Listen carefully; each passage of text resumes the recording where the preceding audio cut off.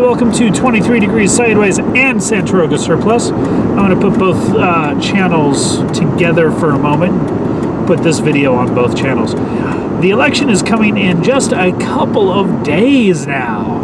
Imagine that. If you have not prepared for the aftermath of the election, it might be wise to do so, especially since, we're looking at winter time. Anything else you need to prepare for winter is going to be pretty much the same stuff, so there's no reason not to be ready to go. And I just had someone pull right out in front of me, totally blowing the stop sign, so excuse that.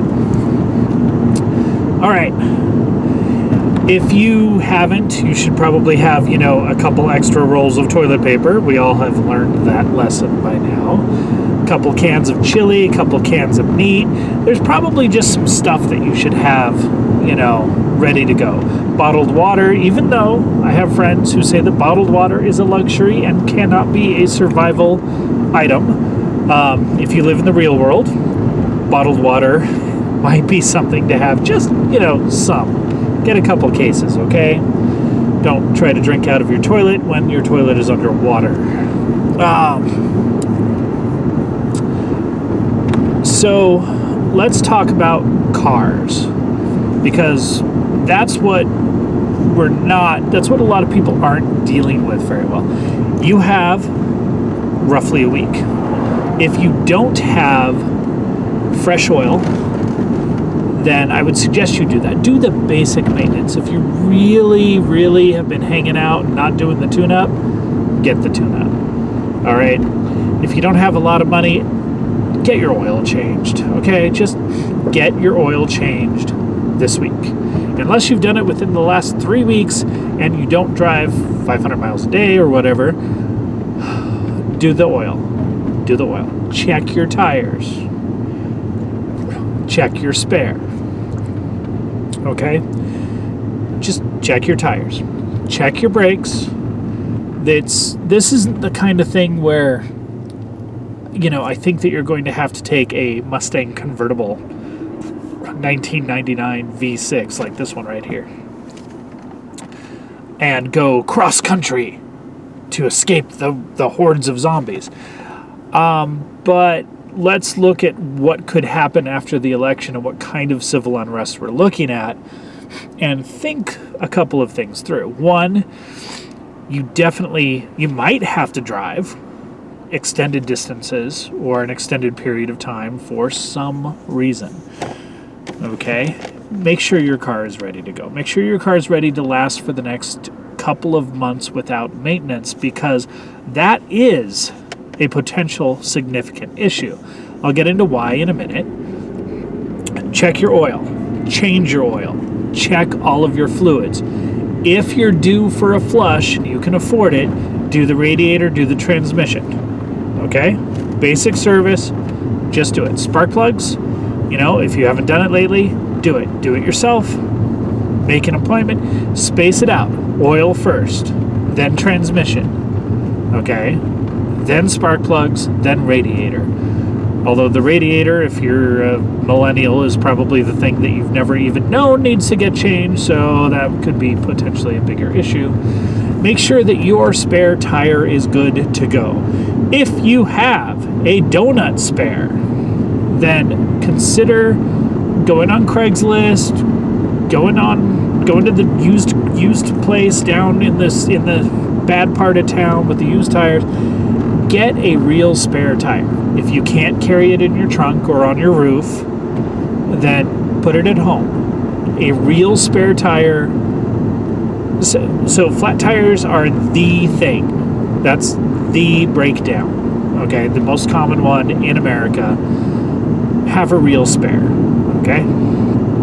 If you have a donut spare, get a real spare. Do something with it. If you have to leave it home, leave it home. At least someone can bring it to you. If you have a real spare, get a second one. Get a couple cans of Fix-A-Flat.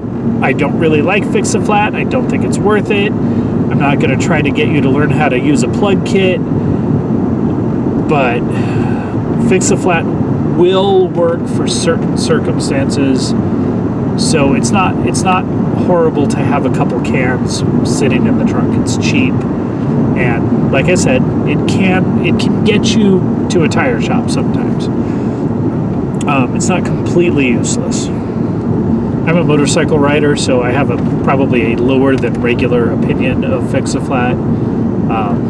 Pretty sure I've actually used it successfully in cars a few times, so take it for what it's worth. Flat tire, be ready. Do you have a jack? Go to a thrift store and buy a used jack. You gotta have a way to get the car up. You gotta have a lug wrench. Okay?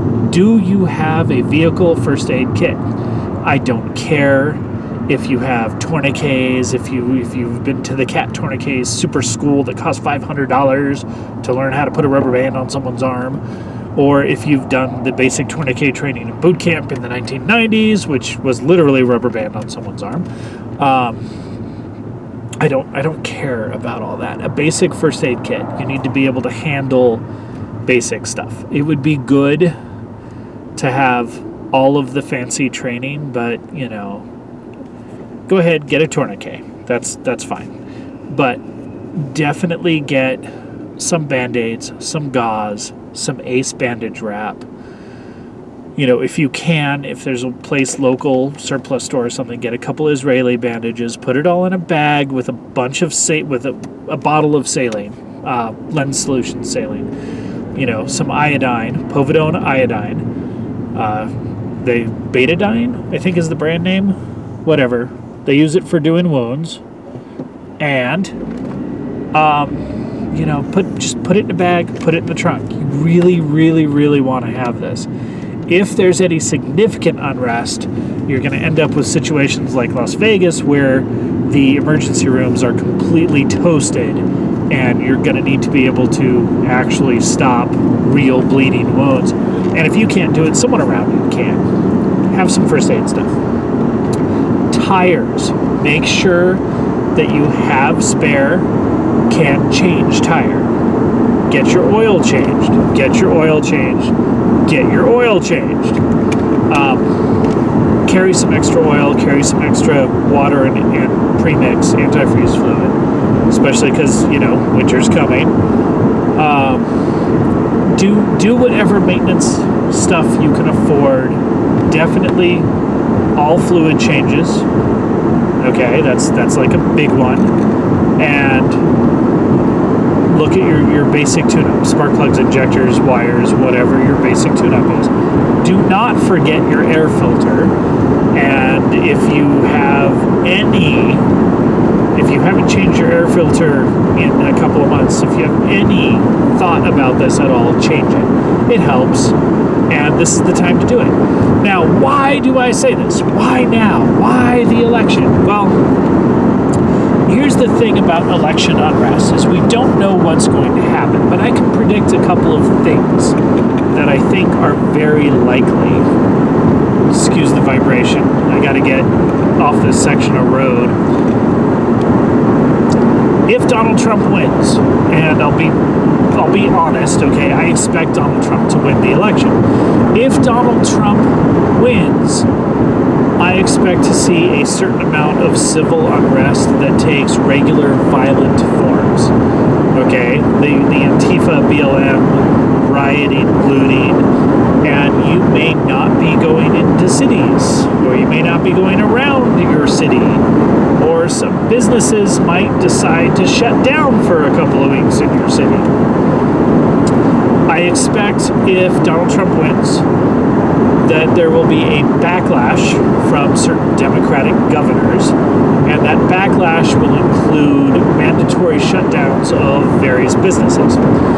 I think that it's entirely possible that if Joe Biden wins, there will be a similar. It'll be a case of, yay, we can lock down the whole country. No one gets to even go grocery shopping ever again. Okay, fine. The thing is, you're not going to get your vehicle maintenance done in either of those scenarios because you're going to have more lockdowns. It's entirely possible, it's highly probable that there are going to be calls for or action on new lockdowns just because it's winter, even without the election part. I think the election just makes it worse, okay? Right now is the time. You've got, if you haven't done it, last week was the time, but if you haven't done it, get your vehicle maintenance done. Get it done now. Make sure you have a spare tire. Make sure you have some extra stuff. Fix a flat or a second spare tire. Make sure you can change your tire, do your oil change, do your tune-up if you can, do a transmission fluid change if you can, and do a radiator flush if you can. Brake check, that's up to you. I don't know what your brakes were done or how often you check your brakes or what. If you've got a little rice burner with bright orange calipers, then your brakes need to be done because your bright orange calipers probably suck. That's all I got for you. Next thing.